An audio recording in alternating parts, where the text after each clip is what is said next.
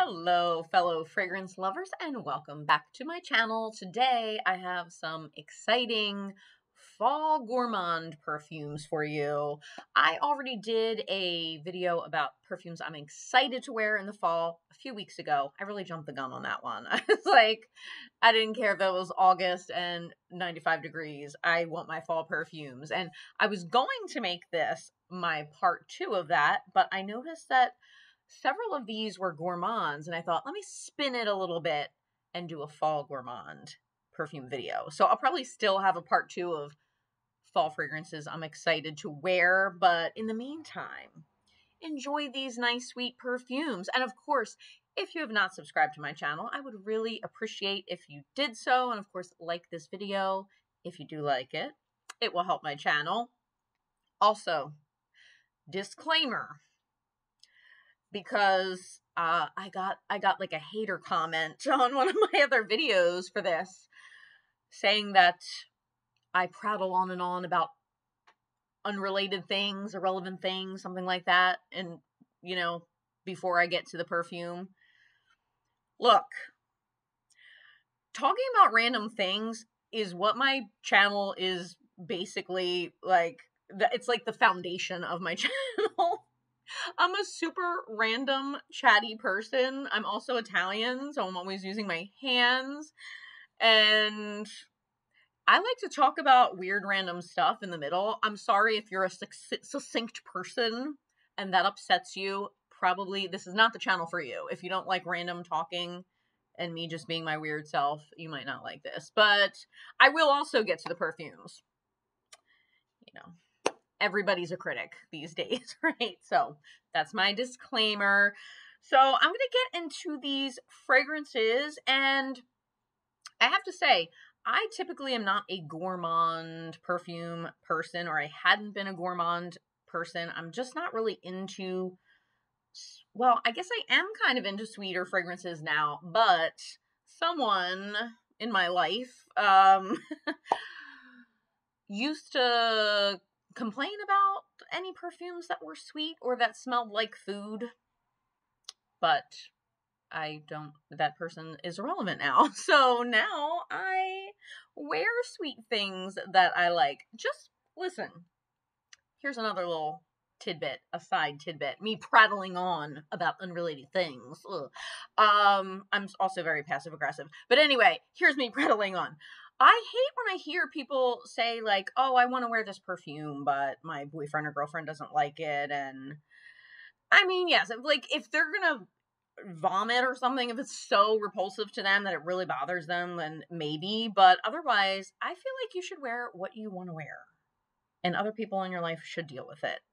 That's what I'm saying. So I learned my lesson. I will wear what I want, regardless. So anyway, let's get into my first gourmand perfume, and this one is Mugler's Angel Eau Croisere, the 2020 version. So this is one of the like 5,000 flankers of Angel, of course. And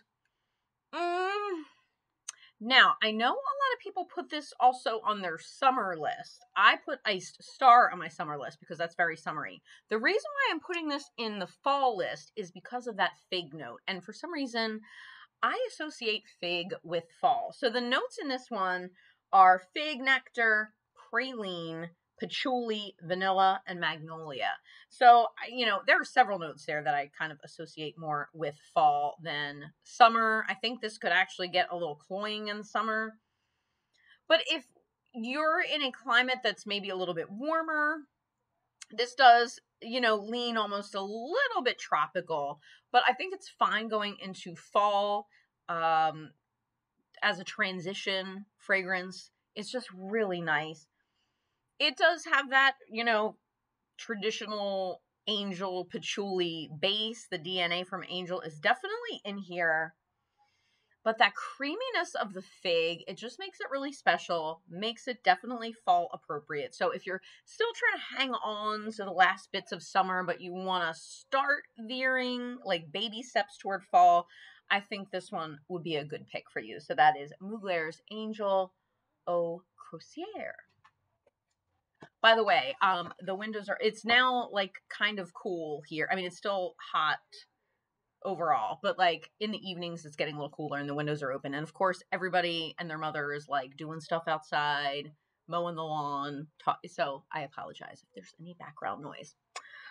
Okay, next up we have here, oh, one that I have kind of newly discovered, and this is Viktor Rolf's Bonbon Couture Eau de Parfum Intense.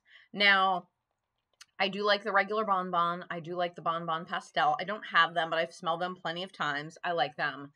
But this Bonbon Couture, oh my God, this one's good. Now, I just have this little guy because I try to get, you know, the small sizes. I would like to get a big one of this because, of course, if you know what the bottle looks like, they're those cute bow bottles. And I think I'm going to be using this a lot. Like, I've already made a dent in this little thing, but so I was wearing this the other day and I got told that I smelled like candy. And it does smell very candy-like, but what I like about this is the kind of the deeper notes in this make it a little bit more fall-winter than a sweet summery perfume. So the top notes in Bonbon Couture are peach, neroli, and mandarin orange. Mid notes are caramel, orange blossom, and jasmine sambac, and the base notes are vanilla, patchouli, white tobacco, and sandalwood. Oh, it's so good. It has that little bit of like that, you know, peachy orange in the top, but really it's the caramel that stands at, caramel and vanilla. But again, you get the, you know, the patchouli and the sandalwood really grounding this and keeping it, you know, from being too candy-like.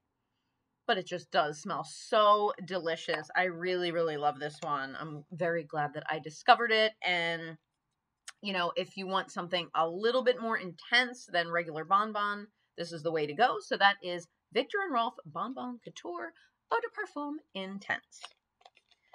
Okay, this one I kind of forgot was in my collection because I got this a while ago, I think when it first came out, and I do have a nice little dent in it. And this is the Philosophy Fresh Cream Warm Cashmere. Now, I also have the regular Fresh Cream, and that's nice for fall as well. But this one just has a little more depth to it. Oh my gosh, it's so yummy. So this one just has vanilla, coconut, sandalwood, cashmere wood, and musk.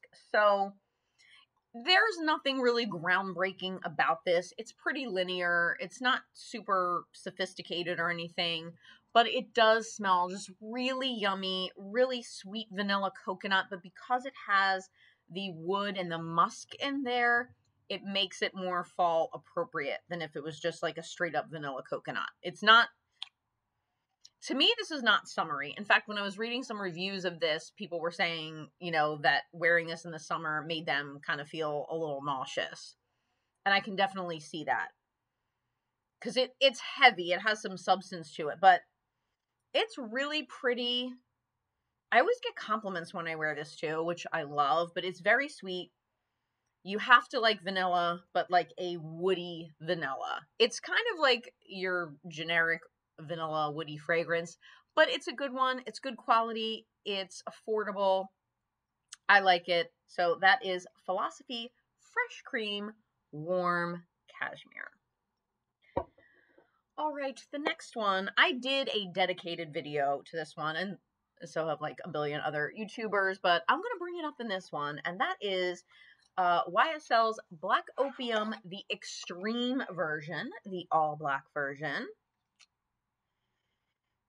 It smells really good. I know a lot of people say that any of these black opiums are kind of like basic B type of fragrances, or sometimes people even say that they're stripper perfumes, or they're trying too hard, or they're just too, I don't know, something.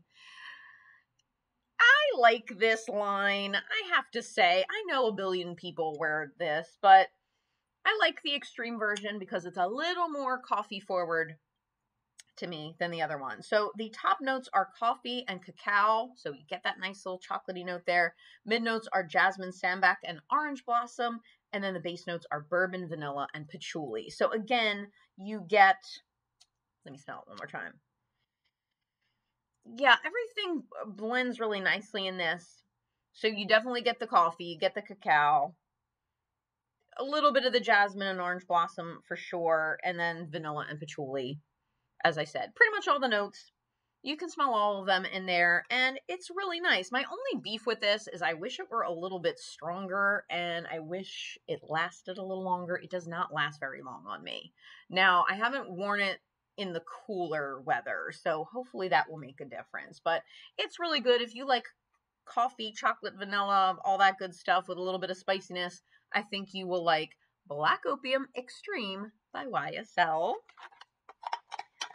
Moving right along, a very affordable pick, and I have to say, I've gotten several things from this line, and I'm extremely impressed with the quality for the price point, and considering it's from Target, and that is Mixbar Vanilla Bourbon. And this is just another beautiful vanilla, but it actually does, this is what it looks like, it actually has some complexity to it, which I love. So this one has Madagascar vanilla, oak, jasmine, black pepper, and apple blossom. So it's just another really nice kind of woody, spicy vanilla. Oh, it's good. It's really good. And of course, with the Mixbar fragrances, you can mix and match them, layer them. I have a few of these and I love them. I do have to still do a video on them, but for the price, amazing. They actually perform really well and really, really pleasant. So if, again, you like that whole, oh my God, I'm dropping things. If you like that whole bourbon vanilla vibe with, you know, a little bit of woodiness to it, I think you'll like that one. So that is Mixbar Vanilla Bourbon, and that is available at Target. Okay, I also just did a video on this little guy right here, and this is Hermetica Amberbee. Love these bottles, by the way. I love this dark green color. So I was kind of struggling with whether I should put this in the Gourmand category because it really isn't marketed that way, but it is sweet. It is sweet, especially as it develops on your skin. It becomes, to me, very gourmand, and the notes in this are amber, powdery notes, bergamot, woody notes, and it says it also has honey elements, and that's the part that makes it gourmand. So if you're not familiar with Hermetica, I just did a video on this house, and they are an offshoot of Memo Paris, and they are a clean brand. They're oil-based, they're hydrating, so definitely check out that video if you haven't watched it already. I test 4 other fragrances besides this one. This is a beautiful amber. It is a sophisticated, very warm, cozy, sweet amber. There's no vanilla listed, but like you sort of get a nuance of vanilla in this, but it is very ambery and woody and honey. And this is another one where there were some people who were saying it kind of made them sick. It does veer pretty sweet. So if you don't like that honeyed amber type of vibe, you know, it might not be for you, or at least don't blind buy it. Test it before you buy it. So that is Hermetica Amberbee. It's really beautiful. Okay, the next one I haven't really mentioned since I did this blind buy haul way back, I think in the spring.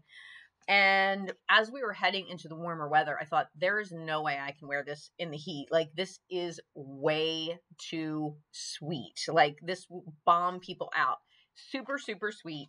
And this is Police Shock in Scent. I love this bottle, by the way. Super affordable. I really want to explore this house, the Police house. If you have any good recommendations from Police, let me know in the comments below. I would love to hear about them. When I first saw the line, like it was like by Police, I was like, did the band Police like make fragrances? Is like Sting making perfumes right now? You know, like I was very confused. It's no association at all. I think it's an Italian brand, but Anyway, Police Shocking Scent. Oh my God, like it's so sweet. The top notes are almond and bergamot. Mid notes are white flowers, jasmine, and ylang ylang. And base notes are honey, amber, and orris root. So one thing that I noticed before I had even read this is that, to me, I'm like, what does this smell like that I know? And I'm like, this smells like Scandal by Jean Paul Gaultier. And sure enough, when I read up on some reviews and people compare it to Scandal. It is very close to Scandal.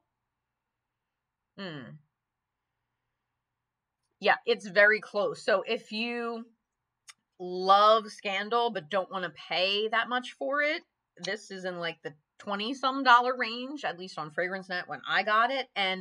But you need to be comfortable with honey. Like, you have to be okay with being an absolute honey bomb.